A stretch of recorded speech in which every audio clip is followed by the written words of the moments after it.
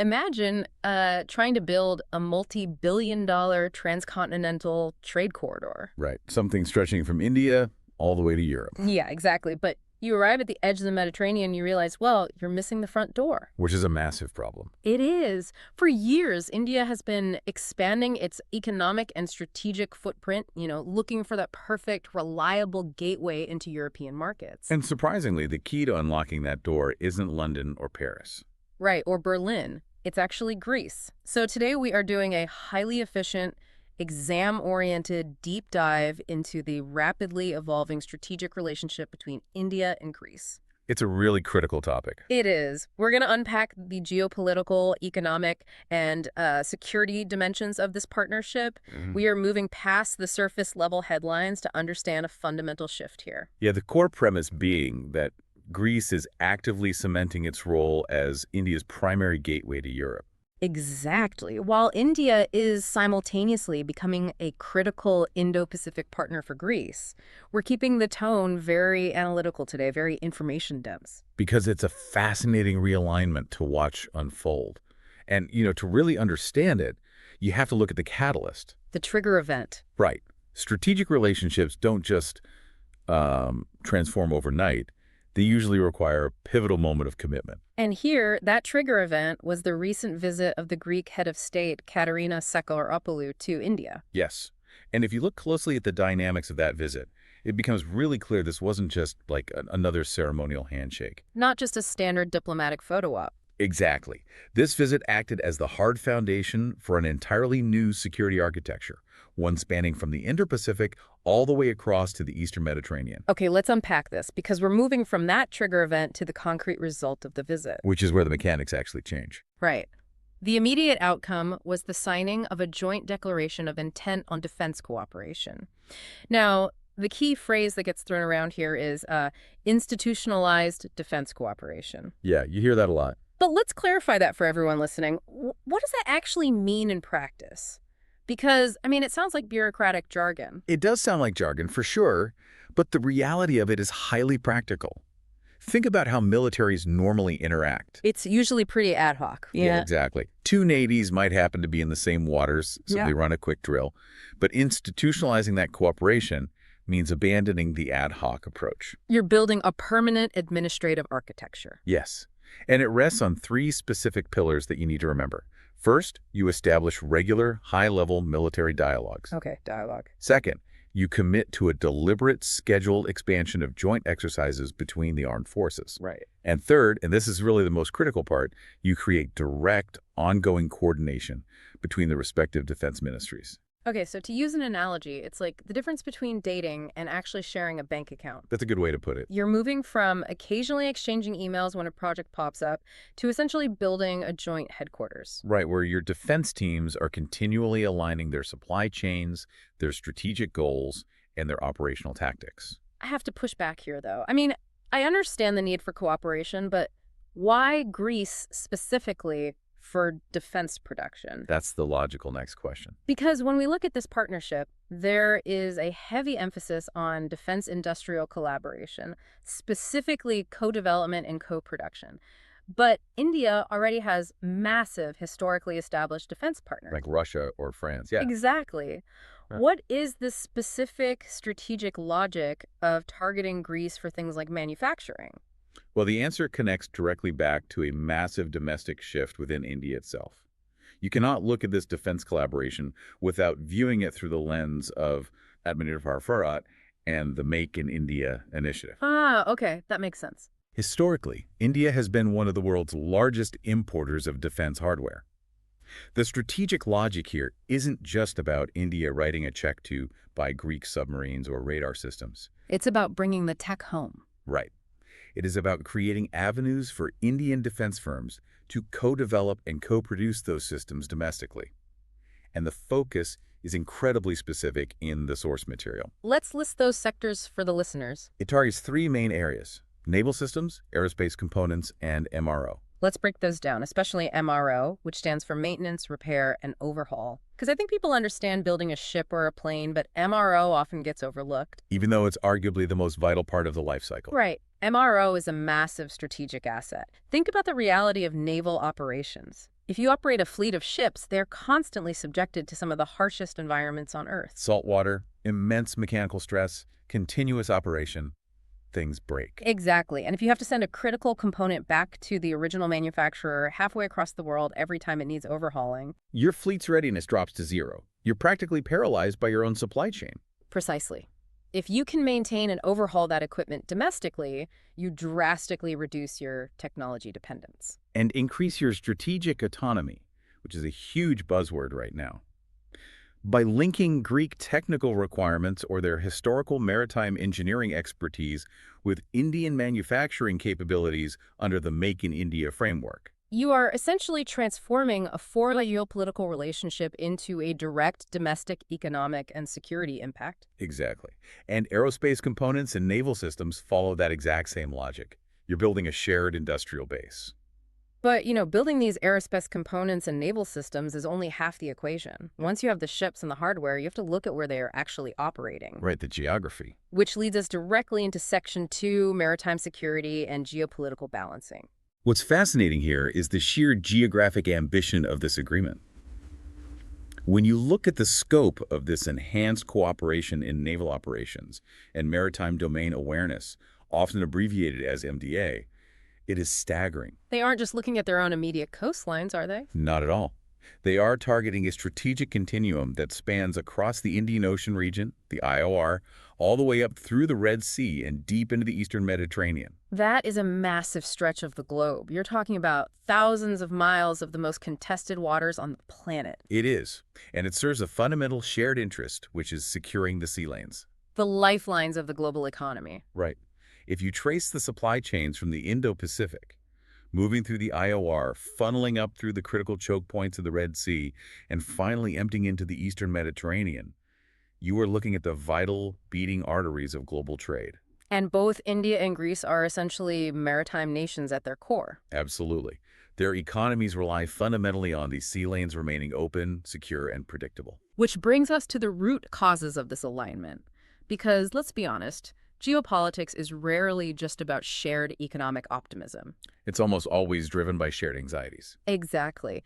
The underlying reality of this partnership is that it's about balancing regional dynamics. Specifically, we have to talk about the friction points. There is a direct link between Greece's well-documented tensions with Turkey and India's own regional challenges. Yes, this cause and effect chain is crucial to understand for anyone analyzing this. In international relations, when nations face distinct regional challenges, those shared pressures often create converging security interests. Right. Turkey has a specific set of regional ambitions and alliances that sometimes run counter to the interests of both Greece and India. So when you have a rising power like India dealing with its own complex neighborhood, And a pivotal Mediterranean state like Greece dealing with friction right on its border. they naturally seek to diversify their strategic portfolios. It's the classic strategic counterbalance. It's exactly. For India, this means actively expanding its defense ties beyond the traditional partners it has relied on for decades. And Greece offers a highly effective balancing mechanism. It provides India with a reliable strategic foothold in the Mediterranean. A region where India's traditional adversaries might also be trying to exert influence or secure leverage. Impartially speaking, the strategic logic is crystal clear here. Shared regional friction accelerates the need for diversified, reliable partnerships. You don't want all your geopolitical eggs in one basket. Definitely not. But it's also important to note that this security blanket they are weaving isn't strictly limited to the maritime domain. The Joint Declaration of Intent goes much deeper into the digital and covert realms as well. It has to. I mean, you can't secure a modern sea lane just with steel holes and radar. You need intelligence sharing. Especially cooperation against terror networks that operate across these transcontinental routes. Furthermore, the collaboration extends explicitly into cyber defense and emerging technologies. This really proves that the Joint Declaration of Intent is incredibly comprehensive. It covers the full spectrum. Conventional naval presence, domestic defense manufacturing, counterterrorism, and future-facing cybersecurity. Right. But security and geopolitics, at the end of the day, ultimately serve one primary master.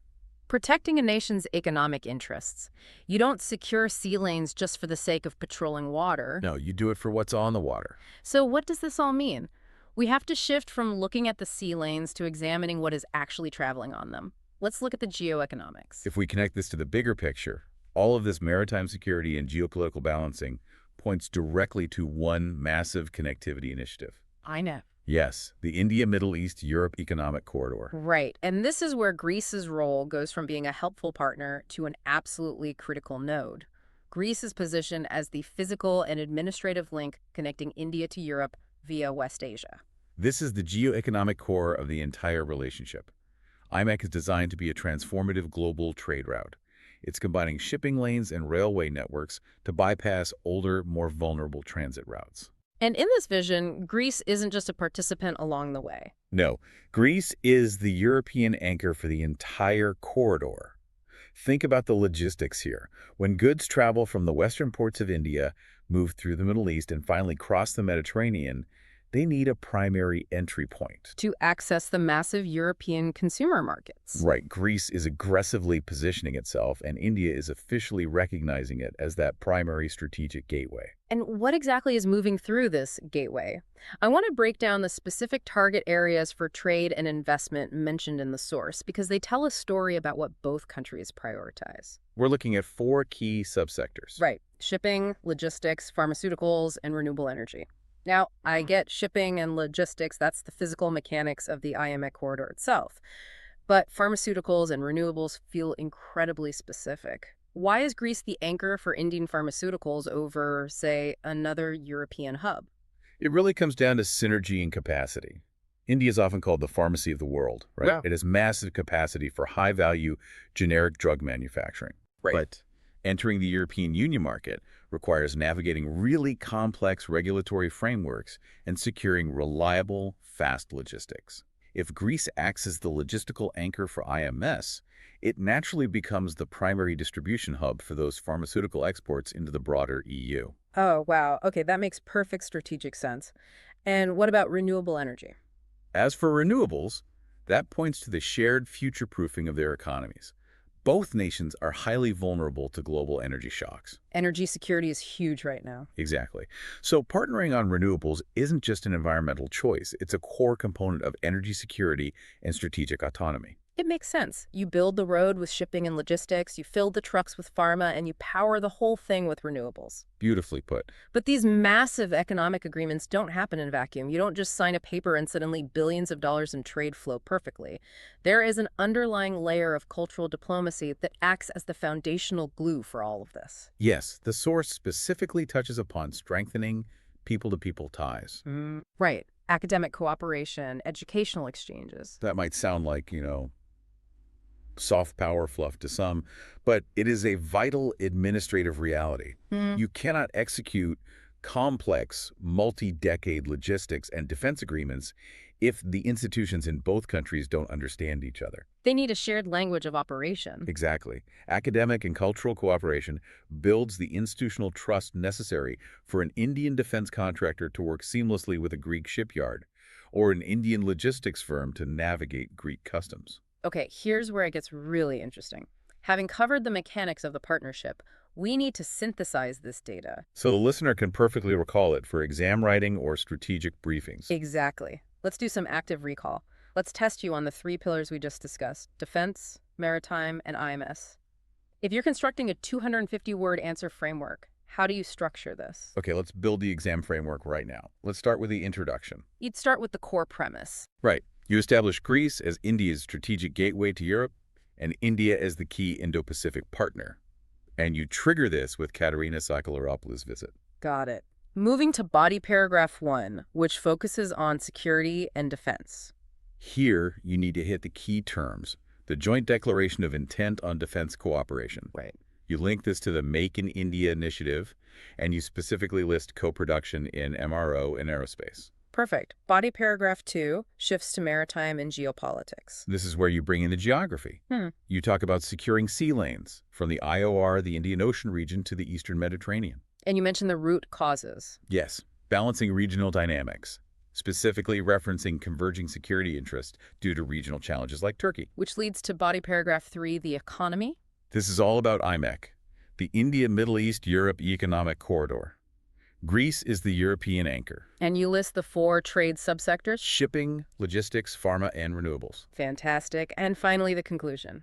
You tie it all together by stating that this partnership strengthens regional stability and serves as a vital strategic outreach towards Europe, enhancing India's multipolarity. Let's reiterate the exact administrative terminology, the keywords you absolutely must underline in your answer.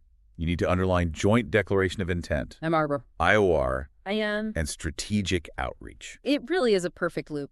Let's do a 30-second rapid revision recap just to solidify that cause and effect chain. Because seeing how these domains interact is the key to understanding modern geopolitics. Let's do it. We start with geopolitics. Converging security interests driven by regional friction points push India to strategically reach out toward the Mediterranean, seeking a reliable counterbalance. Which then creates the economy aspect. That strategic outreach materializes as the IMA corridor, turning Greece into the European gateway for critical Indian exports like pharma and renewables, backed by shared logistics. But that economic corridor is vulnerable, which necessitates the security layer. To protect IMEC, they signed the Joint Declaration of Intent, expanding their shared maritime domain awareness across the IOR and the Eastern Med. And finally, domestic impact. To sustain that maritime presence, they integrate their manufacturing. The geopolitical relationship becomes an economic driver for the Make in India initiative, fostering a Manipur Bharat through co-production in MRO capabilities. It's a masterclass in how modern bilateral relations are built. You can't separate the economy from the military or the geography from the domestic politics. It's all connected, just like how India balances the QAD and the Indo-Pacific while building this Mediterranean anchor. It's a highly sophisticated strategy. But as we wrap up this deep dive, we have to look at the vulnerabilities. We've spent the last 15 minutes mapping out exactly how this emerging gateway is supposed to function under ideal conditions. But geopolitics rarely provides ideal conditions. It doesn't. Yeah. And you are hitting on the core vulnerability there. This is the final thought I think is crucial to consider, something for you to mull over that builds directly on the strategic reality we've just unpacked. What's the main risk? The entire premise of this partnership, and specifically the success of the IMS economic corridor, relies incredibly heavily on Greece acting as this stable primary entry point into Europe. It's a single point of failure, essentially, for a massive amount of trade. Exactly. So the provocative question becomes, how resilient is this gateway?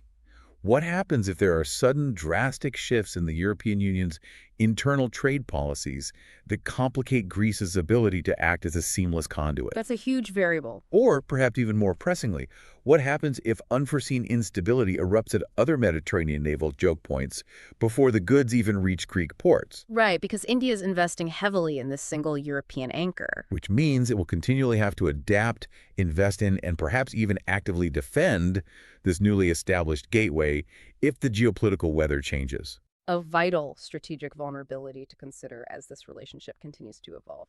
Thank you for joining us for this deep dive into the source material. We'll see you next time.